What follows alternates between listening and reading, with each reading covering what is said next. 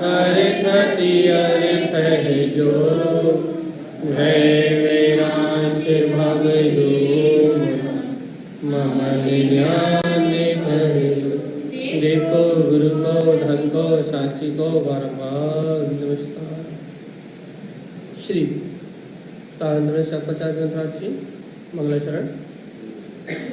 देवी देवं नमस्कृतं लोकालोके प्रकाशितं त्रैलोक्यं भुवनार्थं ज्योति ओंकारं च विन्दिते।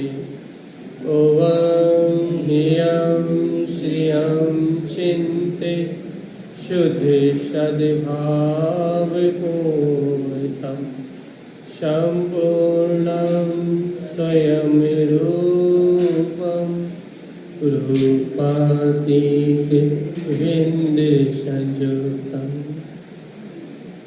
श्री तारंद्र शापाचार्य जी अपन एक साथ मंत्रोच्चारण करेंगे।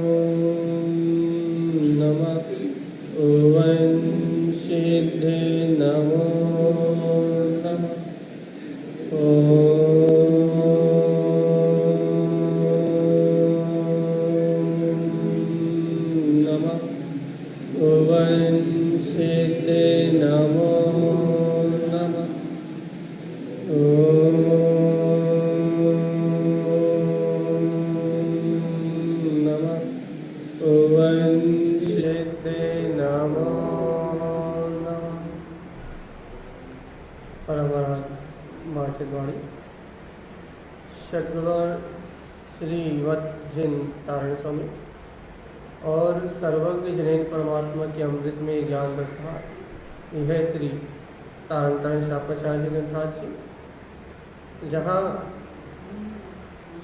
अपन निरंतर वांछन कर रहे हैं। अपना वांछन के क्रम में कार्य का नंबर 30 का वांछन चल रहा था। वैसे कार्य नंबर 29 को अपन ने सुबह अधूरे में छोड़ दिया था।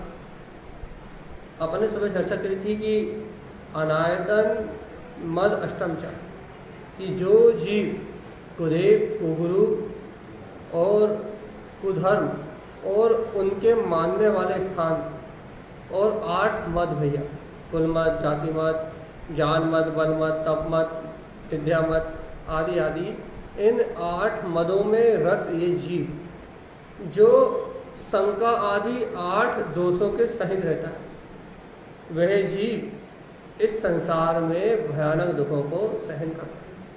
देखो अपन ने 6 अनायतन 8 मद की चर्चा तो कर ली थी भैया। 6 अनायतन कौन कौन से थे ये आपने पता है। 8 मद को क्या खाता भैया? 8 मद मतलब मान कसाए की मदिरा। और चर्चा काय की चली थी? शंका आदि 8 दोष। अब इनकी चर्चा चल रहा है, तो जिसमें अपन ने 2 की बात कर ली थी भैया। काय की? शंका और कांक्षा कि जीवन भर हो गया आत्म ही देव निरंजन, आत्म ही सदगुरु भाई, आत्म ही धर्म है और आत्म ही सब कुछ है, लेकिन मैं आत्मा हूँ ऐसी बात पे विश्वास नहीं, संशय पड़ा हुआ है। और सुबह अपन ने ये भी चर्चा कर ली थी कि आत्मा निकांक्षक स्वभाव वाला है, आत्मा में कोई इच्छा नहीं। और अपन ने ये भी कहा था इच्छा निरोध तपा, इच्छाओं का निरोध करना ही तप है भैया।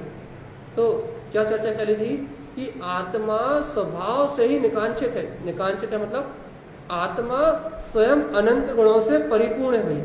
देखो भैया, जो वस्तु अपूर्ण होती है, जो कम, जिसमें कुछ कमी हो, जो वस्तु अपूर्ण हो, वो वस्तु पर को ग्रहण करने की भावना करे। अपन क्या करते हैं कि अपन पर्याय को देखते हैं। वर्तमान में से अपन क्या देख रहे हैं भैया, हम मनुष्य भाव में हैं। तो मनुष्य भाव में क्या है कि हम भौतिक सुखों को ही सुख मानते हैं। तो जब भौतिक सुखों को ही सुख मानते हैं तो वर्तमान पर्याय को देखने के कारण से पर्यायों को ही ग्रहण करने की इच्छा निरंतर बनी रहती है। आचार्य क्या कह रहे हैं कि निकांक्षित स्वभाव है, अर्थात आत्मा कांक्षाओं से रहित है, आत्मा में किसी प्रकार की इच्छा का जन्म नहीं होता। क्यों नहीं होता? क्योंकि आत्मा अपने अनंत गुणों से, अपने ही अनंत वैभव से परिपूर्ण है। अब जो स्वयं परिपूर्ण है, उसे, जो स्वयं पूर्ण है, उसे अन्य को ग्रहण करने की भावना क्यों होगी भैया? लेकिन हमें दिन रात इच्छा हो रही भैया, हमें भूख भी लग रही है, प्यास भी लग रही है भैया, और घर पुत्र परिवार को चलाने के लिए भैया धन आदि की जरूरत भी पड़ रही है।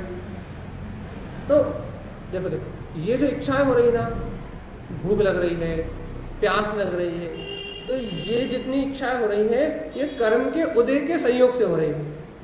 जैसे जैसे अपनी आत्मा 4 संज्ञाओं से संयुक्त है ना भैया, आहार भय मैथुन परिग्रह, 4 संज्ञाओं से संयुक्त है ना। तो अब यदि आहार संज्ञा वर्तमान में चौथा गुण स्थान है, तो 7वें गुण स्थान में आहार संज्ञा नहीं होती, लेकिन चौथे गुण स्थान में भी यदि कोई जीव है, तो पहले गुण स्थान वालों को तो हो ही की, यदि कोई चौथे गुण स्थान में भी यदि कोई जीव है, तो उसे भोजन ग्रहण करने के भाव तो होंगे, देश काल परिस्थिति के अनुसार भाव तो होंगे। जैसे जैसे अब पंचम काल में है, तो अपने को बार बार भोजन करने के, 2 बार 3 बार भोजन करने की इच्छा होती है। चौथे काल के जीवों को कितने बार इच्छा होती थी भैया? दिन में 1 बार। और उसके पहले भी जो और अच्छा उत्कृष्ट काल था, तो भैया कोई क्या भोगभूमि में बेहड़े के बराबर, आंवले के बराबर, चने के बराबर। और स्वर्गों में भैया, स्वर्गों में ये लगे 6000 वर्ष बाद, 400 साल बाद, 300 साल बाद, इतने समय बाद भूख की इच्छा होती है और कंठ से अमृत झड़ता है और मही के में भोजन की इच्छा शांत हो जाती है। तो द्रव्य काल क्षेत्र के अनुसार आहार संज्ञा तो है ना, तो अभी भोजन करने के, आहार ग्रहण करने के भाव तो होंगे। भूमिका अनुसार, कर्म जनित भूमिका के अनुसार परिणाम तो होंगे। क्या रखना भैया? कर्म के अनुसार भाव का परिणमन तो होगा, कर्म के अनुसार संयोग में भाव का परिणमन तो होगा, लेकिन क्या ग्रहण करना है, क्या ग्रहण नहीं करना, कब ग्रहण करना है, कब ग्रहण नहीं करना, ये विवेक श्रावक के पास रहेगा। अब देखो देखो, अब यहाँ बात ये चल रही है कि भैया इच्छा आदि, राग आदि के परिणाम तो हो रहे हैं, भूख प्यास तो लग रही है। तो अब हम क्या करें भैया? भूख भी लग रही है, प्यास भी लग रही है, भूख प्यास के परिणाम भी उत्पन्न हो रहे हैं। हमारा प्रसाद क्या है भैया? भैया हमारा प्रसाद क्या है? क्या है पता? क्या है? भूख लगेगी तो हमारा प्रसाद क्या है? चौके में जाओ, रोटी बनाओ और भोजन करो, यही है ना? हाँ जी जी बोलो, क्या नाम है?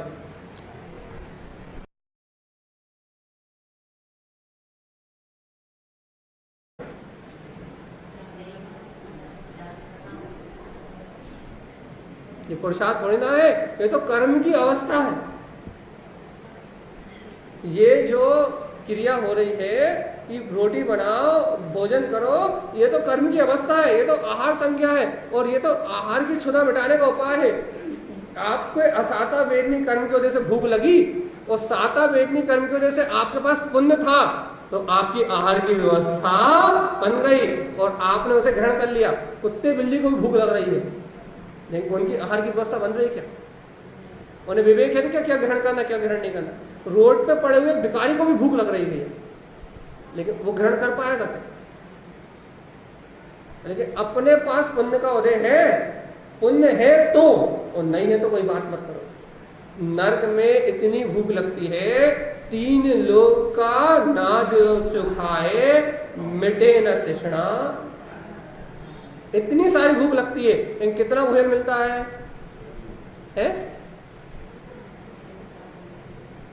जोर से बोलो। हाँ,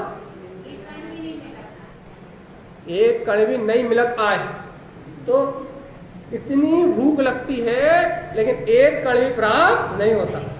तो मतलब ये क्या क्या सिद्धांत क्या हो गया भैया? भूख लगने से भोजन उन्हीं को मिलता है जिनका पुण्योदय होता है, और जिनका पुण्योदय नहीं होता उन्हें भूख लगने पे भी भोजन। अब बता भैया, हमारे भोजन बनाने से भोजन मिलता है? अब बहन जवाब दो हमारी बात का। आपने क्या कहा था भूख लगेगी तो हम जाएंगे, बनाएंगे और करेंगे।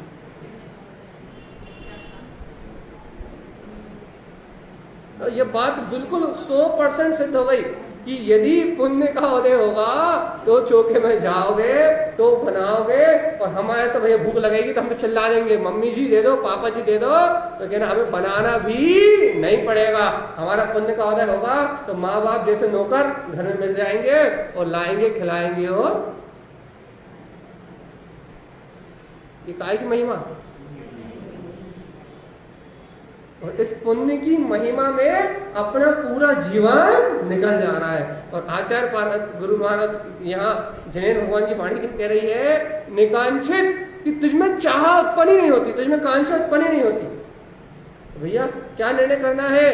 पाप असाता वेदनीय कर्म की वजह से भूख लगती है, साता वेदनीय कर्म की वजह से भोजन मिलता है। लेकिन भगवान जी, मैं ज्ञायक आत्मा तो इस भूख प्यास से, मैं ज्ञायक आत्मा तो निकांक्षित स्वभाव वाला, मैं ज्ञायक आत्मा तो परिपूर्ण ज्ञान स्वभाव वाला, अनंत चतुष्टय में लक्षण वाला, मैं ज्ञायक आत्मा तो इस भूख प्यास के परिणाम से भिन्न हूं। ये जो तत्व का निर्णय है, ये भगवान आत्मा सुन रहा है कि नहीं, कि ये भूख प्यास वाला जो परिणाम चल रहा है, साता साता बेने का जो परिणाम चल रहा है, मैं ज्ञायक आत्मा तो इससे बिल्कुल ही भिन्न हूं। इसका नाम पुरुषार्थ है। भगवान आत्मा भूख, ना भूख लगने का नाम पुरुषार्थ है, ना भूख मिटने का नाम पुरुषार्थ है। अनादि काल की आत्मा की पर को ग्रहण करने की आसक्ति मिट जाए और मैं आत्मा परिपूर्ण हूं, ऐसी निकांक्षित, पहले निशंकता है भैया कि मैं आत्मा ही हूं। पहले अपने स्वभाव में निशंक हो, और जब मैं आत्मा हूं तो परिपूर्ण हूं, ना मुझे भूख है, ना मुझे प्यास है, ना मुझे किसी पर की इच्छा वांछा है। पर को ग्रहण करना मेरा स्वभाव। इसका नाम क्या है? इसका नाम क्या है? जैसे आप रोटी बनाने का नाम पुरुषार्थ कहा था ना, वो नहीं है, इसका नाम पुरुषार्थ है भैया, इसका नाम पुरुषार्थ। और अपन इस पुरुषार्थ से जी चुराते हैं।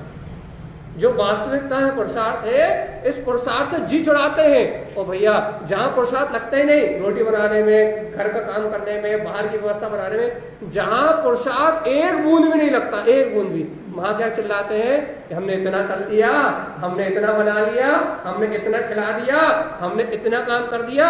जहां रंच मात्र भी पुरुषार्थ नहीं लगता, वहां कर्तव्य के गीत गाते हैं। और जहां पुरुषार्थ होता है वहां की कोई खबर है नहीं। पता भगवान जी क्या क्या बनाया था आज आहार में? बताओ जल्दी।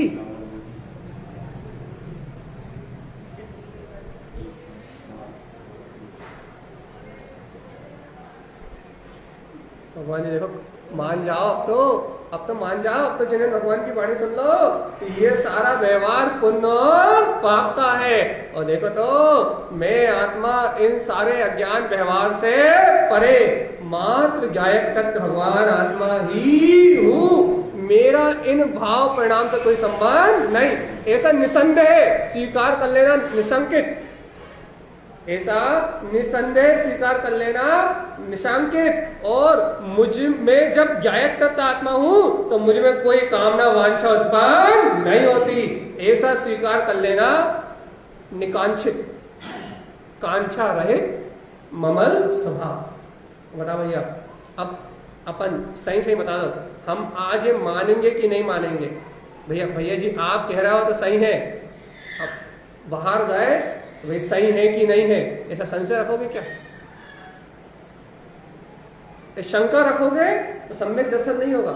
सम्यक दर्शन के 8 गुण भैया कौन कौन से? निशांकित, निकांक्षित, अमूढ़ दृष्टि, उपगुहन आदि आदि आदि सबकी चर्चा कर रहे हैं। तो ये सम्यक दर्शन के 8 गुण हैं। और यदि आप में अंतर में संदेह बना रहा तो सम्यक दर्शन कहां से आएगा? यदि आपको अभी भी संदेह है कि ये आत्मा परमात्मा की बड़ी बड़ी बातें चल रही हैं, लेकिन मैं आत्मा हूं या नहीं, यदि अभी भी संशय बना हुआ है, संदेह बना हुआ है, क्या बोलते हैं, अभी भी शंका पड़ी हुई है कि भैया स्नेह भगवान जो कह रहा है वास्तव में यही सत्य है, या फिर ये संसार दिख रहा है यही सत्य है। भगवान कह रहे हैं तुझे परद्रव्य की आवश्यकता है ही नहीं, भूख प्यास तेरा स्वभाव है ही नहीं, ये नाना प्रकार के पर वस्तुओं की इच्छा ये आत्मा का स्वभाव है ही नहीं। क्यों? आत्मा तो भैया निकांक्षित कांक्षा से रहित है, वो तो परिपूर्ण द्रव्य है, उसमें अपना अनंत चतुष्टय है, उसमें अपना केवल ज्ञान है, उसमें अपना केवल दर्शन है, उसे परद्रव्य के आश्रय की जरूरत नहीं भैया। लेकिन अपन मानने तैयार हो, यदि देखो देखो अपने को भूख लगे प्यास लगे, अपन सात्विक भोजन करें, सात्विक मतलब जो ग्रहण करने योग्य है, ऐसा ग्रहण करने योग्य अपन सदाचार में व्यवहार करते हुए भोजन करें, भोजन नहीं करने के लिए नहीं कह रहा है। लेकिन भगवान जी भूख लगते समय भी निर्णय रहे, ये भूख जिसे लग रही है वो पाप कर्म की वजह से लग रही है, और मुझे अनंत काल से, सुनो तो, मैं अनंत काल से इन पाप के उदय में डूबने के कारण ही तो इस संसार में रह रही है। अब मुझे इस आसाता से अनंत काल के लिए छूटना है। अच्छा एक बार बताओ भैया, सही से बताना, एकदम सच्चा, सबसे छोटा आप ही दिख रहा है, आप ही बताओ क्या कि जब भूख लगती है, पहले आपसे शुरुआत फिर बड़ों से पूछेंगे, जब भूख लगती है तो ऐसा चिंतन कितने बार करते हो क्या कि इस आसाता को हमेशा के लिए खत्म करना है? क्या ऐसा चिंतन कैसे कितना करते हो? तो फटाफट गुलाब जामुन आ जाए, पानी पूरी मिल जाए, रसमलाई मिल जाए, और जो मन में आ रहा है वो फटाफट मिल जाए, और पेट की क्षुधा शांत हो। चलिए बताओ, आपसे प्रश्न किया, जल्दी बताओ। हाँ, कैसा चिंतन? जल्दी से मिले और लपेट ले, ऐसा चिंतन कितने बार करते हो कि इस भूख को हमेशा के लिए खत्म करना भी? कितने बार कर रहे हो? एक बार भी नहीं? तो कभी जन्म मरण छूटने वाला नहीं। लिख लो अपनी दीवार पे, असाता के उदय होने पे जिसे ये बोध नहीं आता कि ये असाता ही संसार का कारण है, और मुझे अब इस असाता से अनादि काल के लिए छूटना है, और अनादि काल के लिए इस असाता को नष्ट करने वाला एकमात्र अपना समता भाव में, शांत भाव में, गायक भाव में मेरा निज चैतन्य परमात्मा निकांक्षित स्वभाव ही है। इस आत्मा में कभी कोई इच्छा का जन्म नहीं होता। जब तक ऐसा चिंतन नहीं आएगा ना, जब तक मोक्ष के सपने भी मत देखो भाई। सपने ही है, मुंगेरी लाल के सपने, जो कभी पूरे होने वाले। वो तो कल्पनाएं करते जाओ कि हम कब मोक्ष जाएंगे, कब मुनि होंगे, और कब हमारा निर्वाण होगा, सब फालतू की बातें। पुरुषार्थ तो बताओ, पुरुषार्थ, पुरुषार्थ काय का पुरुषार्थ? भगवान आत्मा इन विकारों से मुक्त होने का पुरुषार्थ। और आसाता के उदय में नहीं, असाता का उदय आया तो भाई असाता से छूटने की भावना आई, और पुण्य की वजह से 56 प्रकार के भोग सामने रखा गया। भाई आपको गुलाब जामुन पसंद है, और सामने बढ़िया कौन से वाले, छेने वाले या मावे वाले सामने वो गुलाब जामुन आकर रखा गया। लेकिन देखो एक बार निर्णय तो करो, उन गुलाब जामुन मुंह में, उस गुलाब जामुन को मुंह में रख के एक बार निर्णय तो करो। क्या निर्णय करो? उस गुलाब जामुन को मुंह में रख के निर्णय तो करो। देखो रे पुण्य की महिमा, आज पुण्य का उदय था तो ये गुलाब जामुन रस की तरह घुल रहा है, और कल जब नरकों में पाप का उदय था तो 3 लोग का अनाज ग्रहण करने की भूख थी, लेकिन भोजन करने के लिए एक कण भी नहीं मिल रहा था। ऐसा चिंतन करा कभी? हम नहीं कह रहे कि तुम गुलाब जामुन मत खाओ, हम तो कह रहे गुलाब जामुन का रस मुंह में घुलने दो, लेकिन पहले ये तो चिंतन कर लो उसके साथ। भगवान जी नरक में भी ये भूख की वेदना थी, नरक में भी ये प्यास की वेदना थी, लेकिन ये गुलाब जामुन तो छोड़ो, रूखी सूखी रोटी भी, और रूखी सूखी रोटी तो छोड़ो, भूसा जो गाय बकरी जो भूसा खा रही है ना, वो भूसा भी खाने के लिए, भूसा भी नहीं मिलता नरकों में, भूसा क्या कह रहा है? चापड़ भी नहीं मिलती, भूसा भी नहीं मिलता खाने के लिए नरकों में। और यहाँ भगवान जी 56 भोगों में आनंद मना रहे हैं। तो ये काय की चर्चा चल रही है? पुरुषार्थ की। कौन से अंग की चर्चा चल रही है? निकांक्षित कांक्षा से रहित मेरा स्वभाव। निशांकित की तो पहले हो गई, निशंक, मैं तो ज्ञायक तत्व भगवान आत्मा ही हूं, और जब ज्ञायक हूं तो मुझे कोई कांक्षा प्रकट होती नहीं। इच्छा, कांक्षा, वासना, चाहा, ये मेरा स्वभाव ही नहीं है। यदि आत्मा को कोई चाहत होती है तो ज्ञान अमृत को ग्रहण करने की होती है। यदि आत्मा को होती है तो पुरुषार्थ की अपेक्षा से, यदि आत्मा को कोई चाहत होती है तो अपने शाश्वत सुख में रहने की होती है। आत्मा को यदि कुछ चाहिए तो अपने ज्ञान का अमृत चाहिए। आत्मा को ना रोटी चाहिए, ना सब्जी चाहिए, ना गुलाब जामुन चाहिए, ना नमकीन चाहिए। क्या चाहिए? हाँ, क्या चाहिए आत्मा को? चलिए बताओ, आत्मा कौन सा गुलाब जामुन चाहिए? छेने का, मावे का, काय का है? वो बहुत गजब उदाहरण दिया हमने। आप यदि चित्त में बैठ जाए तो सुबह शाम जितने बार भूख लगेगी और जितने बार आसक्ति से भोजन की ओर निहारोगे उतने बार चिंतन में आएगा कि अनंत बार खा लिया लेकिन कोई प्रयोजन नहीं निकला। हे भव्यात्मा, इस भाव की भूख प्यास की वेदना को मिटाना है। अरिहंत आदि क्षुधा तृष्णा आदि इन 18 दोषों से रहित है। भैया अरिहंत समान पद प्रकट करना है तो तुझे यही चिंतन करना पड़ेगा कि असाता के उदय में भूख लगती है और साता कर्म का उदय हो तो भोजन मिलता है, लेकिन ये दोनों कर्म उदय जन साता असाता का परिणाम है। जो आज साता असाता रूप है और नरकों में सिर्फ असाता असाता रूप हो जाएगा। साता नहीं रहेगी, असाता असाता रहेगी। तो भगवान आत्मा ये परिणाम बदलने में देर लगने वाली नहीं। आज कुछ है और कल कुछ और, लेकिन सुनो तो, मैं आत्मा तो ज्ञायक स्वभावी निकांक्षित स्वभाव वाला ही हूं। मुझमें कांक्षाओं का जन्म, चाहे वो दुकान की कांक्षा हो, चाहे लोभ की हो, चाहे स्वार्थ की हो, चाहे भोजन की हो, चाहे चारों संज्ञाओं में से कोई सी भी संज्ञा हो, कोई भी कांक्षा मेरे आत्मा से प्रकट होने वाली स्वीकार। दो अंग हो गए, तीसरे अंग के और चलने लिए बताओ। निकांक्षित और निशांकित दो हो गए। पक्का पक्का चलते अपन। निर्विचिकित्सा, विचिकित्सा किसे कहते हैं? विचिकित्सा नहीं आई समझ में?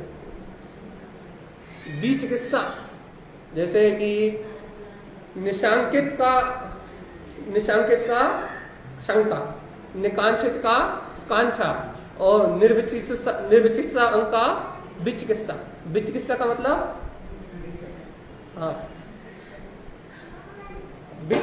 चिकित्सा का बाहर लोकल, हम समझा दे रहे हैं 1 मिनट में।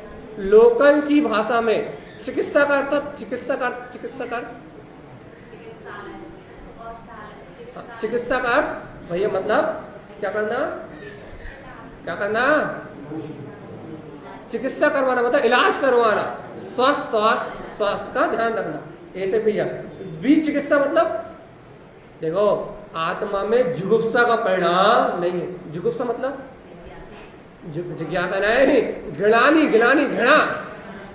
अरे 4 हास आदि कसाय पढ़ी कि नहीं पढ़ी? रति, आरति, शोक, भय, जुगुप्सा, स्त्री वेग, पुरुष वेग, नपुंसक आदि आदि आदि।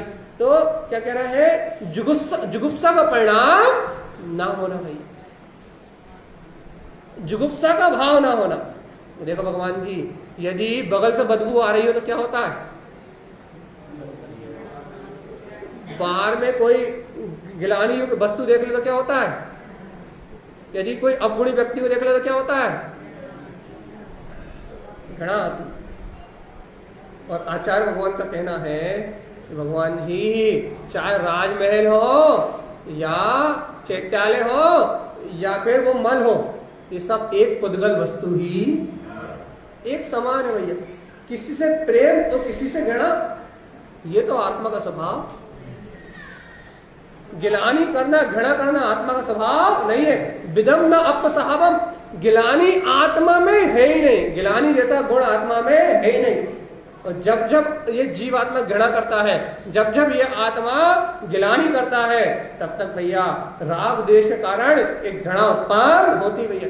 अपने को घ्राण इंद्री से राग है, अतः अपने को सुगंध से राग है, तो जरा सी दुर्गंध आती तो बर्दाश्त। अपने को सुंदर वस्तुओं को देखने से राग है, तो कुरूप वस्तुएं दिखती है, अपने को तत्काल घृणा आती है।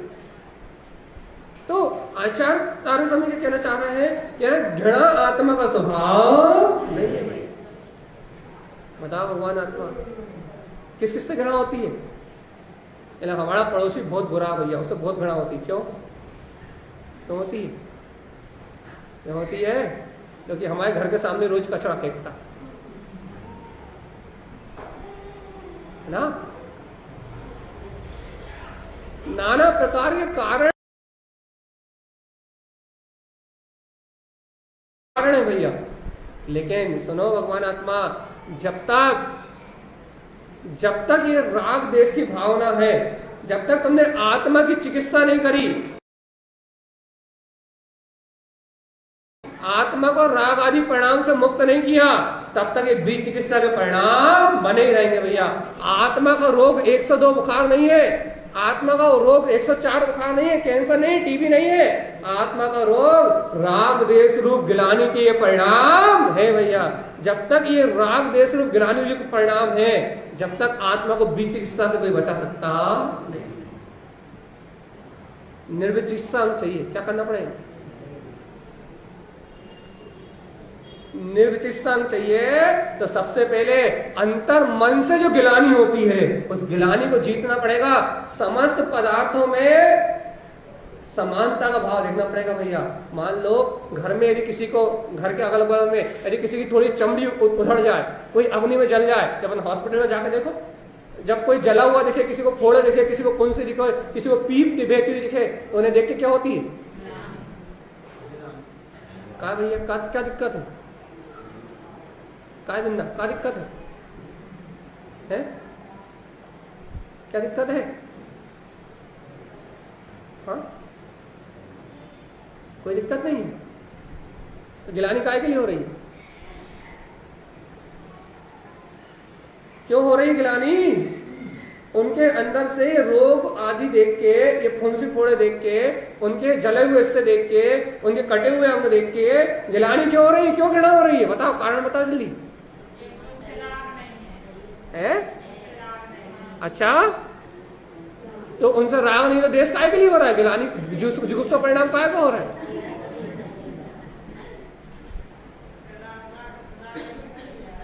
यदि घर में ही किसी के हाथ पांव कट जाए, किसी को उल्टी हो जाए, तो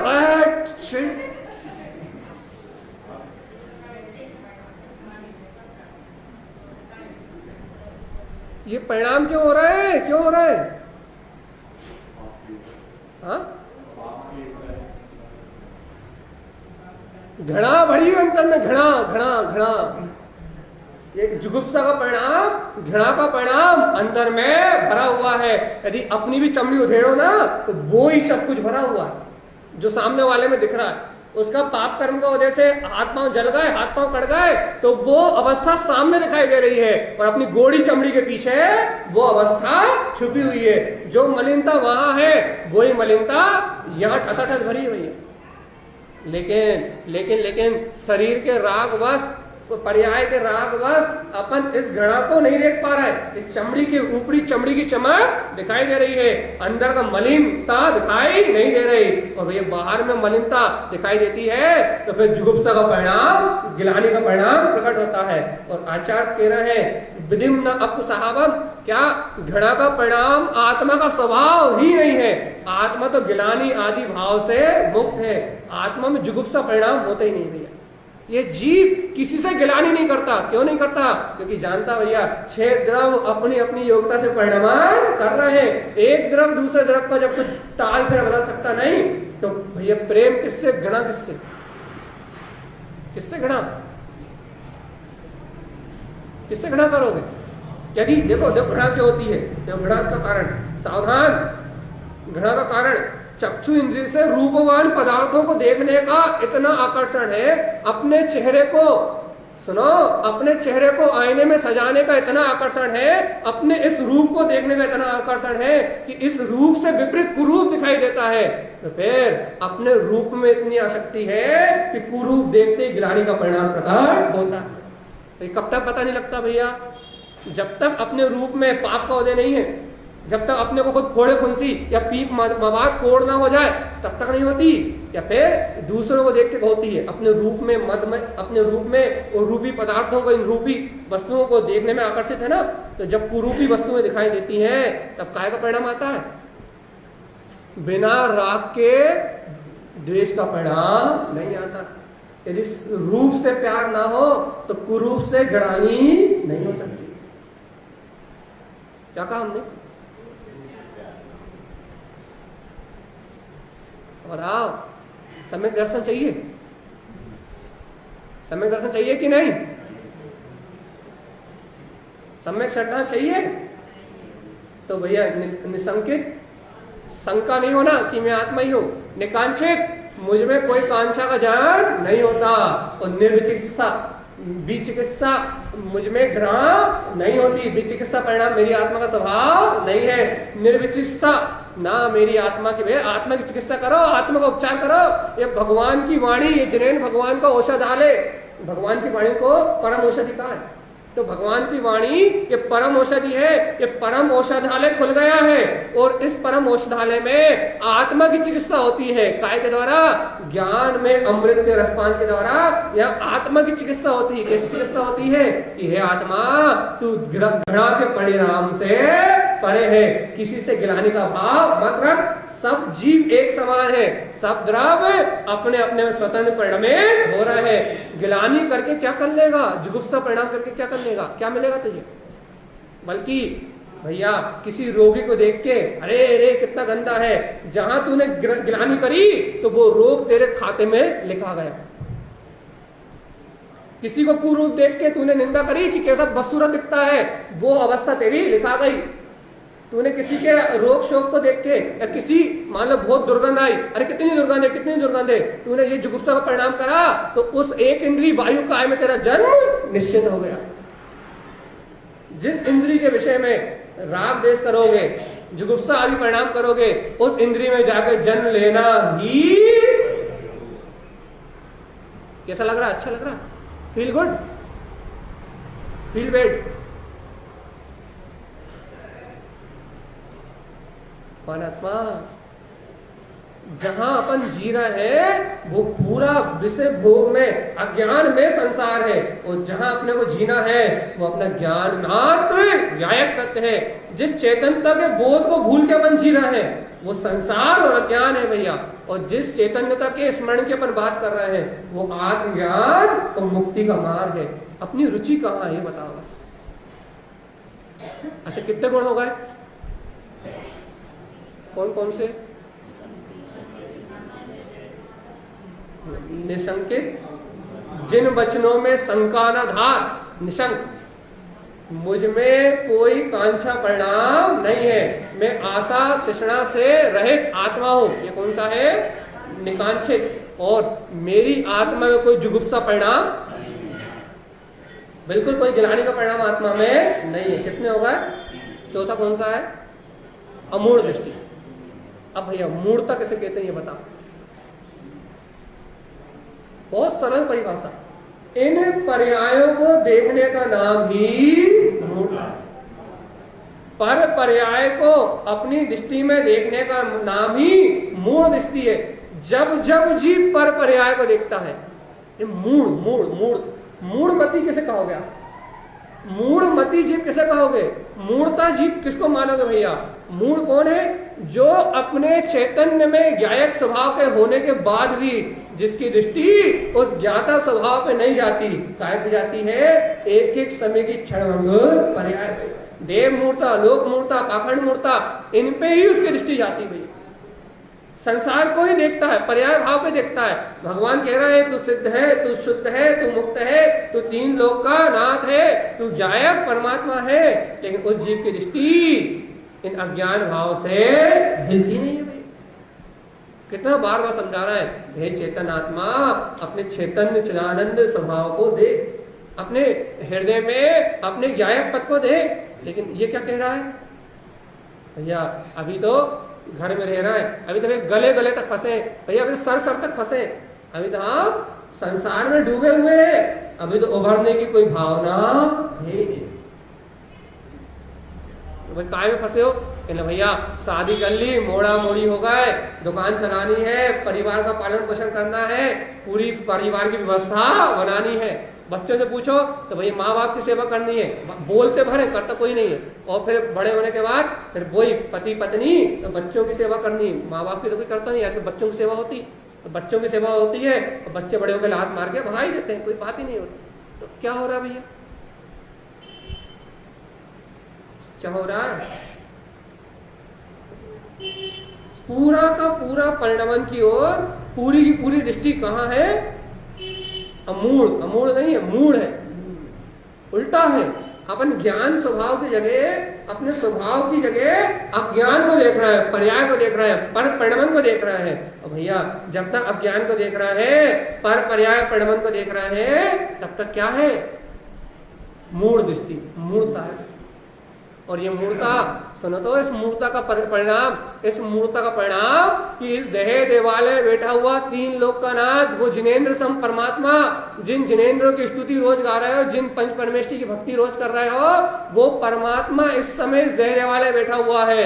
लेकिन अपनी एक पर्याय दृष्टि के कारण, एक मूर्ता के कारण वो तीन लोक का नाथ अपने दर्शन में प्रकट नहीं हो रहा। निज घट में बैठे हुए वीतराग स्वभाव का दर्शन प्रकट नहीं हो रहा। कारण कारण कारण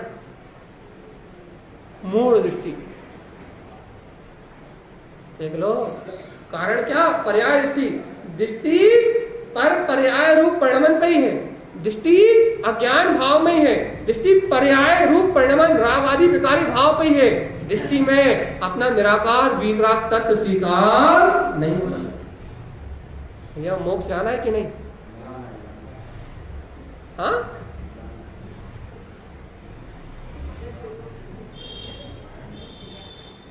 इन गुणों से तो मोक्ष होने वाला नहीं। पूरे विपरीत है। सर्वज्ञ भगवान जिन गुणों की व्याख्या कर रहे हैं, सर्वज्ञ भगवान जिन गुणों को कह रहे हैं, अपने बिल्कुल उल्टे हैं। और देखो भैया हम और जल्दी जल्दी आगे बढ़े, क्योंकि 8 गुण तो पूरे कर लें, चर्चा का टाइम हो जाएगा। नहीं तो कितने हो गए? अब 5 में कौन सा है? तो गुण मतलब मालूम क्या होता है? कि पड़ोसी की बुराई देखो, साधु संत क्या गलत कर रहे हैं, उनकी कथा पूरे मोहल्ले में जा जाके सुनाओ। गुणों की बात करो ही मत, जितने भी दोष हैं उन सारे दोषों की चर्चा करो। इसका नाम अनुगोहन। उल्टा उल्टा उल्टा कि भैया गुणों की बात तो करने भूल गए। गुणों की भैया अपन एक लोकल उदाहरण, भैया पड़ोसी में यदि कोई गुण है तो उसकी तो अपन चर्चा ही नहीं करेंगे, लेकिन पड़ोसी में यदि एक गलती है चर्चा उसी की होगी। पंडित जी में 100 गुण है तो उनकी कोई बात है ही नहीं भैया। लेकिन पंडित जी में एक बुराई कौन सी है? पंडित जी में एक बुराई है कि 1 घंटे के 1.5 घंटे प्रवचन देते हैं। वो 1 घंटे के प्रवचन और प्रवचन में सुनने वाली बात तो गई एक तरफ, और पंडित जी की एक बुराई वो 1.5 घंटे बिठाते हैं। हाय भैया जी, गुण तो गए चूल्हे में, बिल्कुल सही शब्द है, गुण तो गए चूल्हे में, लेकिन दोषों में निंदा रस में बहुत आनंद आता है। निंदा रस से बड़ा कोई रस, और महिला समाज में निंदा रस तो प्रसिद्ध है। तो निंदा रस से ज्यादा और किसी में आनंद है ही नहीं।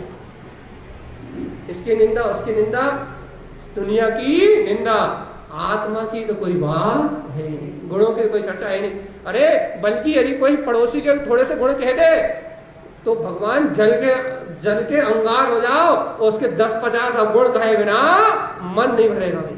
यदि कोई पड़ोसी की थोड़ी बहुत तारीफ करे, नहीं उनने ये काम तो अच्छा किया था, अरे एक काम अच्छा कर दिया तो क्या हुआ, 1000 गलती हम गिनवा रहे हैं उनकी। सही ना? बिल्कुल सही है ना? हो गया मोक्ष। अन्यानी अन्यान्मो मिथ्या सन सयुज्यन और मुक्ति मुक्ति तू चिंतमयी मूढ़ा मुक्ति ना हो रही, ना कभी नहीं होगी, कभी कभी नहीं होगी। तीन काल में भी मोक्ष जैसा शब्द अपनी डिक्शनरी से भूल जाओ। निंदा रस में आनंद लेने वालों, भैया कभी मोक्ष होने की तो बात भूल जाओ। तो मुक्ति का मार्ग किसका है? जिन्हें गुण प्रिय हो भाई। अब इसे अध्यात्म में घटाते हैं भैया। क्या श्रावक क्या करता है? निंदा से कोसों दूर रहता है, गुणी जनों के दोषों को छिपाता है। अपन चर्चा करते हैं, क्या करता है श्रावक? गुणी जनों के दोषों को छिपाता है और भैया और उनके दोषों को छुपाता है और धर्म की अप्रभावना ना हो इसलिए दोषों को छुपाता है। इसलिए नहीं कि भैया हमारे पक्ष वाले हैं, हमारे समाज वाले हैं, हमारे संत हैं, इसलिए नहीं, हमारे वाले इसलिए नहीं, इसलिए कि वीतराग धर्म की अप्रभावना ना हो, इसलिए दोषों को छुपाता है और उनके गुणों की चर्चा करता भैया, उनके गुणों की महिमा करता है, उनसे गुणों को ग्रहण करता है और दोषों का परित्याग कर देता है। अपन मंदिर में पढ़ते हैं गुण को ग्रहण करे और दोष को परित्याग। स्थितिकरण भी आएगा अभी, फिर वो साधकों को दृढ़ करता है, स्थितिकरण करता है, अभी आएगा वो। लेकिन भगवान जी पहले निंदा रस से फुर्सत मिल जाए तब तो स्थितिकरण तक पहुंचेंगे अपन। पहले अपने को वीतराग धर्म की महिमा तो हो, पहले को अपने को श्रावक धर्म की महिमा तो हो, तब तो अपन वहां तक पहुंचेंगे। लेकिन अभी तो भैया पूरा दिन निंदा रस में ही बीतता भैया। तो सुनो तो भगवान आत्मा जब तक इस निंदा के रस में जीवन बीत रहा है तब तक आत्मा मुक्ति को प्राप्त नहीं करेगा। बताओ उपगुहन का आत्मा क्या होता है? उप मतलब होता है आत्मा, गुहन मतलब होता है ग्रहण करना, गूंथना, अपने आत्म गुणों को अपनी दृष्टि में गूंथना, इसका नाम निया जी सुना नहीं क्या कह रहा है? अपनी आत्मा को गुणों को अपनी दृष्टि से गूंथना, इसका नाम क्यों नहीं बोल रहा है? इसका नाम उपगुहन। अरे ग्रहण करो अपने आत्मा के गुणों को ग्रहण करने की दृष्टि, इसका नाम उपगुहन है। लेकिन भैया आज के समय तो गुणों को ग्रहण करने की बात तो दूर, दूसरों के गुणों को सुनना भी नहीं चाहते। ग्रहण कहां से होगा?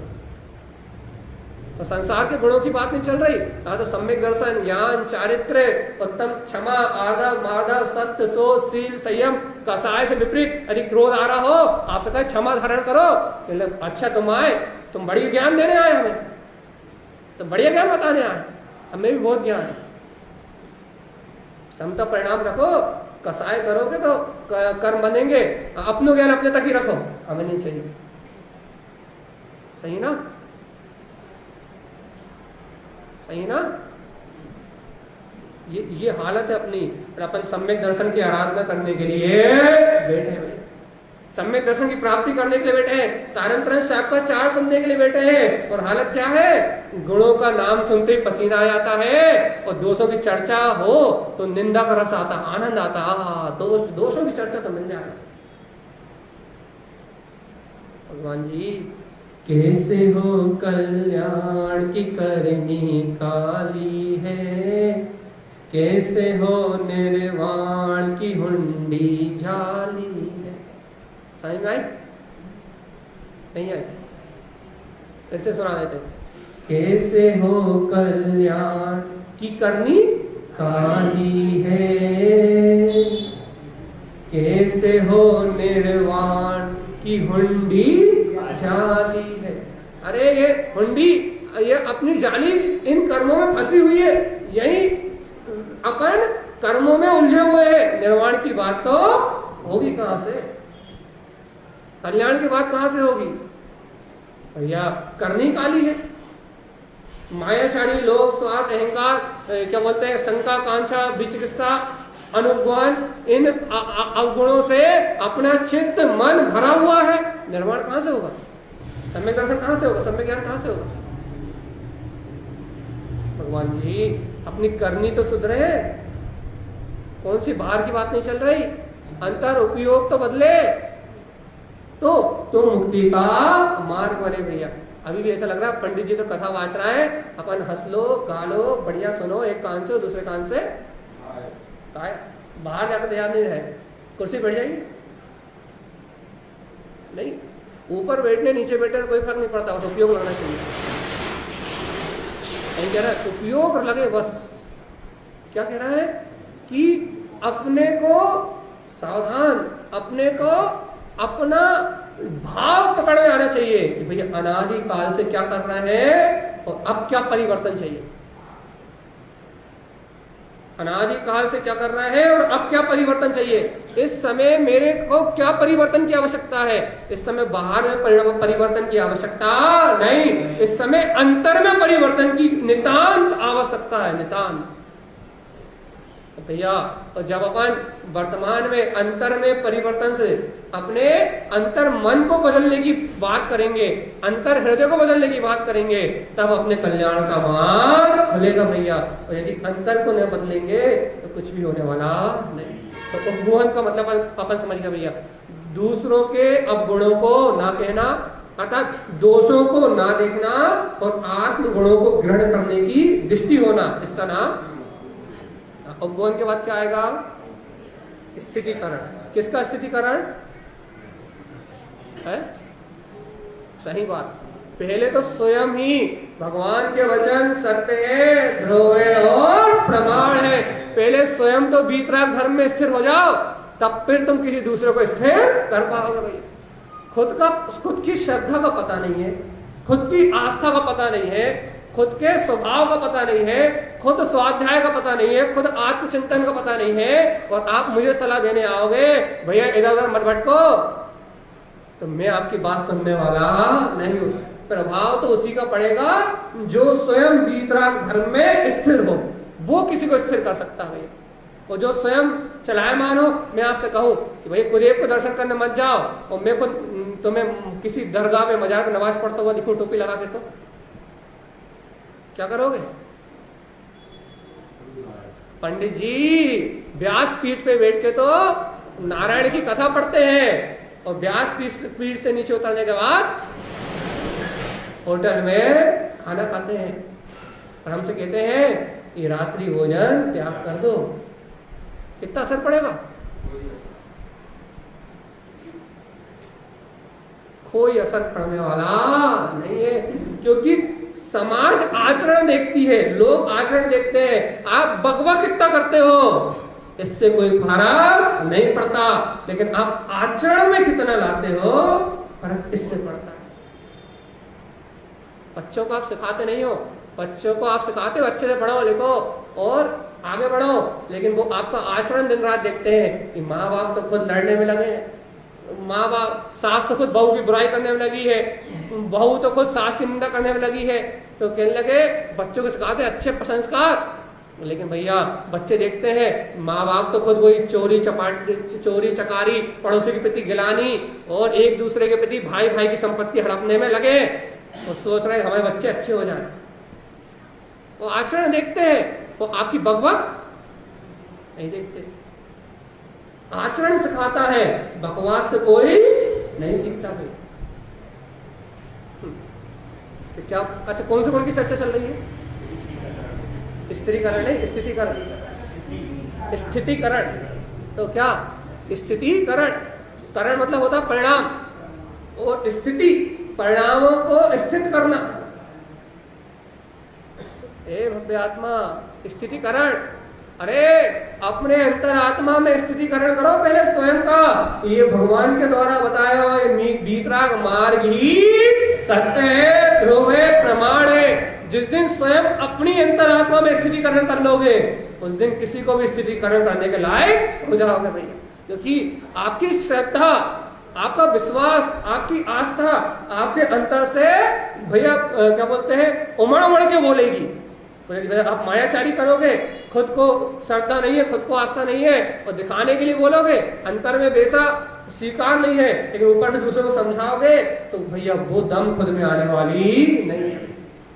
जो स्वयं स्थित हो वो स्थितिकरण कर सकता है। इसे व्यवहार में ऐसा कहते हैं भैया, व्यवहार में यदि कोई श्रावक गलत जा रहा है, कोई साधु धर्म के प्रति गलत व्यवहार कर रहा है, कोई व्रती श्रावक धर्म के प्रति विपरीत चल रहा है तो भैया श्रावकों का, आवृत्ति श्रावकों का कर्तव्य है, क्या कर्तव्य है कि एकांत में भैया अनुगमन नहीं कि पूरी दुनिया में उनके ढिंढोरे पीटना, पूरी दुनिया को बताना कि इनकी निंदा ऐसा नहीं, एकांत में बैठ के उन्हें धर्म मार्ग में दृढ़ करना।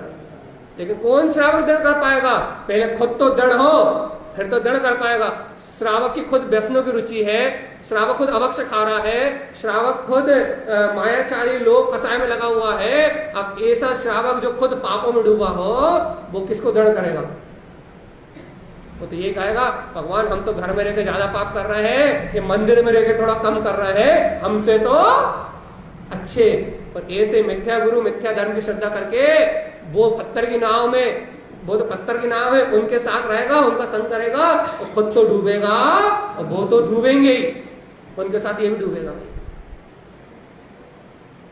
क्यों डूबेगा भैया? क्योंकि ना ये श्रावक है और ना वो श्रावक।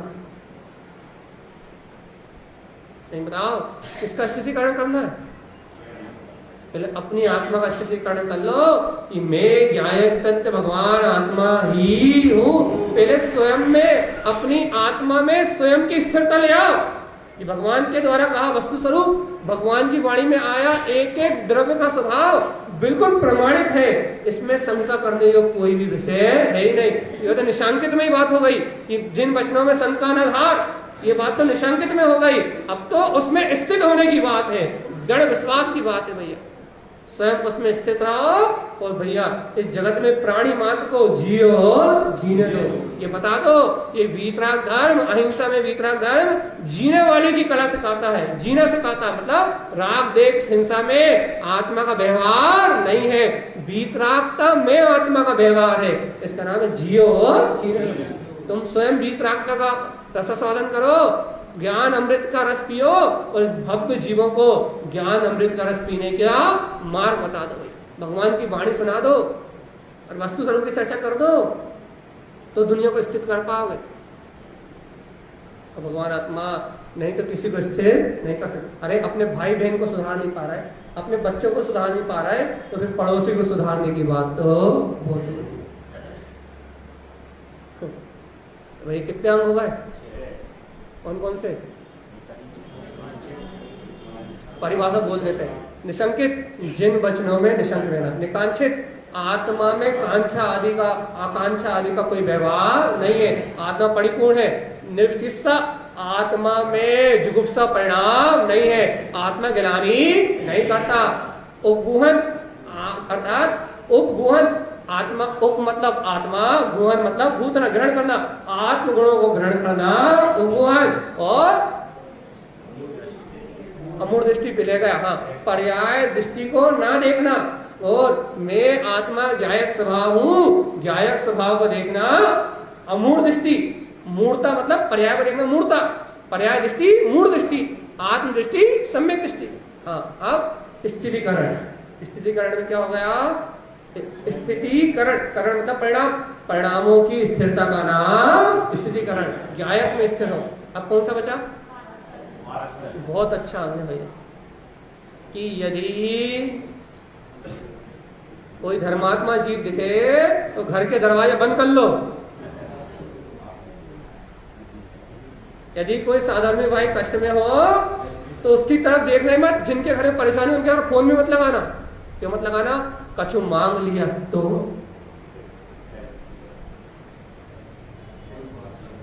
यही तो वास्तव है। ज्ञानी धर्मात्मा जीव सामने से निकल रहा है तो दिखना मत, पंडित जी ने देख लिया, कुछ काम बता दिया तो क्या होगा? बिना बताए, पंडित जी तो बिना बताए मेहमान है, घर आके बैठ गए तो अभी आहार को भी व्यवस्था और बनानी पड़ेगी।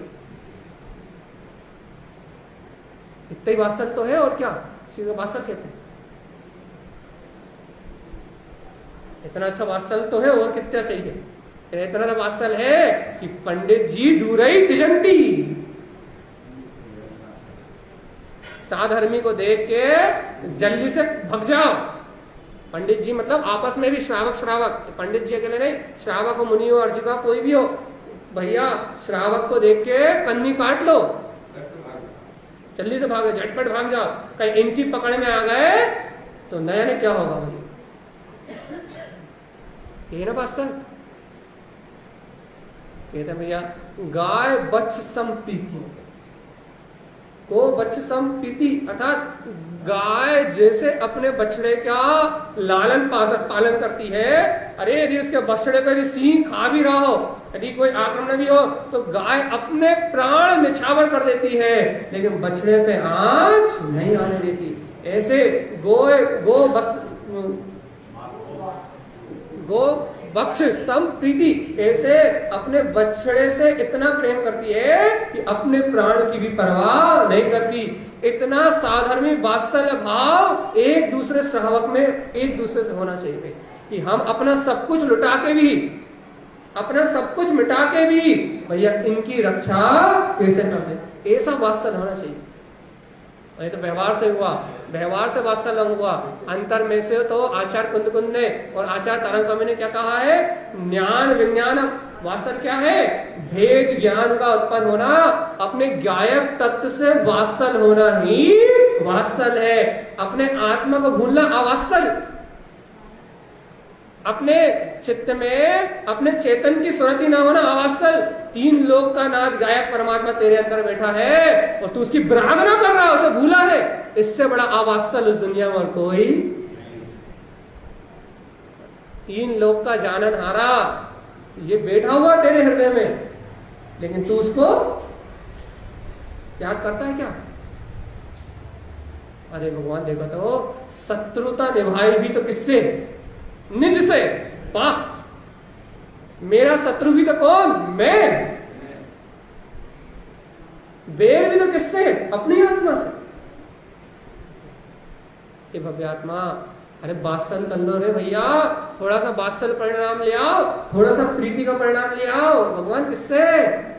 इससे स्वयं से भैया। बाहर में व्यवहार में साधर्मी भाइयों से, जो बीतराग मार्गी है, जिन कुल वाले हैं, इनसे वात्सल्य। भैया हमारा पड़ोसी भी जैन है, कहीं हमसे आगे ना बढ़ जाए, इसलिए जैन के हाथ, जैन को काटता है, जैन को लूटता है। लेकिन ये भैया ये वात्सल्य नहीं है, ये तो डकैतों का काम है। डकैत भी अच्छे हैं, अपने घर में तो लूट नहीं मचाते, लेकिन जैन तो जैन को कुछ नहीं दे रहा। ठीक है, तो बाहर में भी अवात्सल्य, बाहर में भी साधर्मियों के प्रति कोई प्रेम भाव नहीं, और अंतर में भी तीन लोक का नाथ ये गायक तत्व भगवान आत्मा बैठा हुआ है, इससे भी किसी प्रकार का कोई वात्सल्य नहीं। अब अंदर में नहीं होगा तो बाहर में कहां से आ जाए? जब अंतर में भेद ज्ञान नहीं होगा, तत्व निर्णय नहीं होगा, भगवान के कहे वचनों की महिमा नहीं आएगी, वस्तु स्वरूप को स्वीकार नहीं करोगे, जब अंतर से वात्सल्य नहीं होगा तो बाहर में तो आने वाला है। अब कौन सा बचा आखिरी?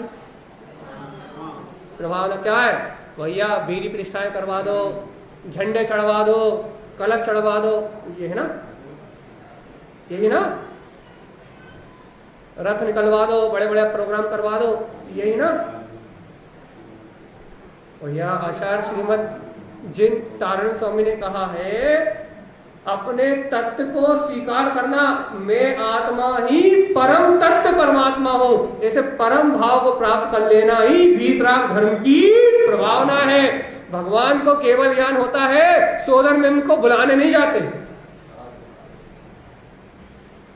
भगवान को, किसी भी जीव को केवल ज्ञान होता है तो जिन धर्म की प्रभावना करने के लिए इंद्रों को बुलाया नहीं जाता। भगवान के जन्म कल्याणक में इंद्रों को निमंत्रण नहीं दिया जाता। भावलिंगी संत जब इस धरती पे आते हैं तो अति से करे नहीं जाते, करवाते नहीं है।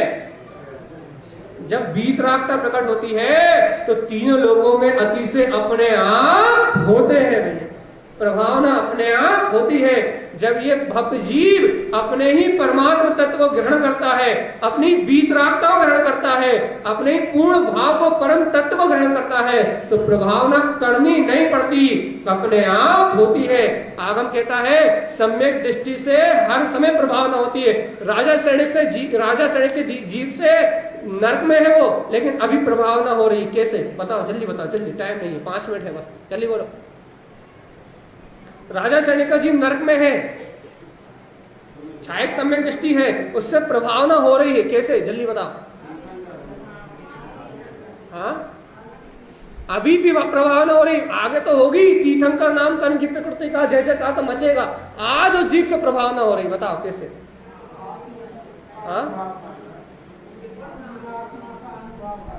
हाँ, वो तो अंतर में प्रभावना कर ही रहा है अपने चैतन्य की। वो तो अपने चैतन्य महाविलास, भैया क्या कहते हैं, कौन सा सम्यक दृष्टि की ये रीत मोए लागे अटापटी, बाहर नार की दुख कृत भोगत अंदर सम्राट घटाघटी।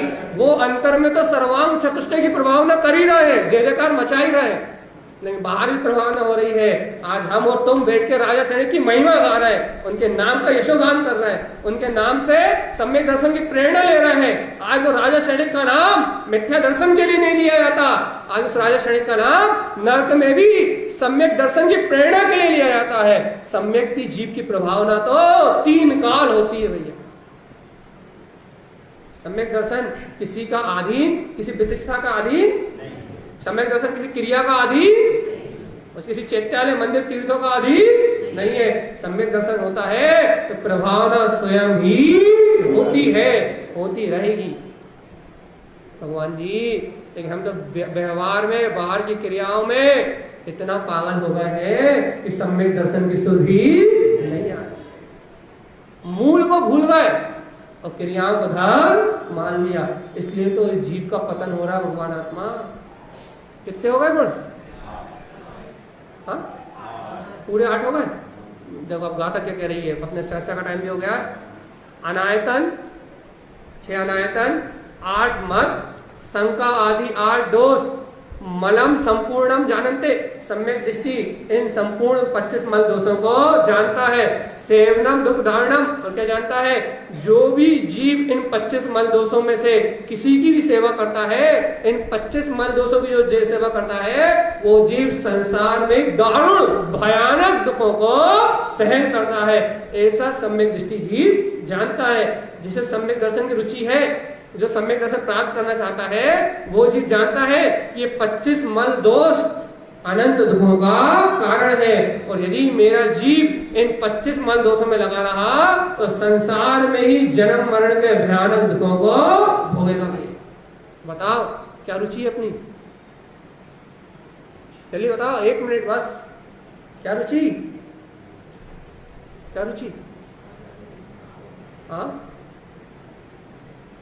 श्रावक जानता है कि यदि मैं इन 25 मल दोषों का सेवन करूंगा तो दुख दारुणम, थोड़े बहुत नहीं, दारुण दुखों को भोगूंगा, मतलब भयानक दुखों को भोगूंगा। भैया इसके बाद क्या कर रहे हैं अपन? गुणों का पालन है, दोषों का? दोषों का काय का? दोषों का पालन कर रहे हैं भैया जी। अब अपन खुद मिला ले भैया, हम तो यहाँ आपसे पहले कहा था इन दोषों की चर्चा गुरु महाराज करेंगे, लेकिन जो भव्य जीव है वो अपने हृदय से इनका प्रक्षालन कर देंगे। वो अपने हृदय में इन दोषों को रखने वाले नहीं है।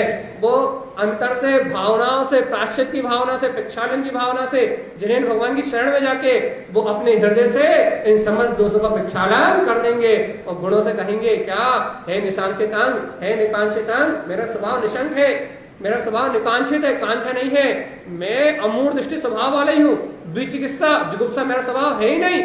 आत्मा में रागद्वेष होते ही नहीं है।